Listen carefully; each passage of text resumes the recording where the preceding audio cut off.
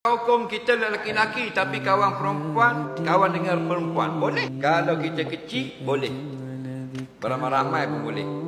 Kena kecil lagi. Kerana bila kita kecil, umur 4 tahun, 5 tahun, 8 tahun, 7 tahun, tidak ada syahwat. Lepas tu boleh main pondok-pondok, main tidur-tidur dengan perempuan.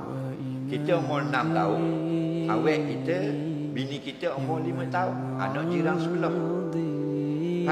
Main tidur-tidur dalam pondok belakang rumah. Boleh. Dah kalau kita sekarang ni dah besar, dah umur 26, nak kawan dengan perempuan ke? Boleh, kata ulama. Niat untuk berkahwin dengan dia. Okey, kita nak kenal perempuan ni. Aku nak buat bini. Boleh. Nak? Kerana nak kahwin, boleh. Saja-saja tak saja aku nak pilih. Nak tengok mana start kali, barulah aku nak stay dengan waktu. Haram. Ni amal aku ni. Nak 13 girlfriend. Dia nak nikah orang ni. Dia nak tengok mana boleh. Ini semua ni perbuatan bukan daripada ajaran Islam.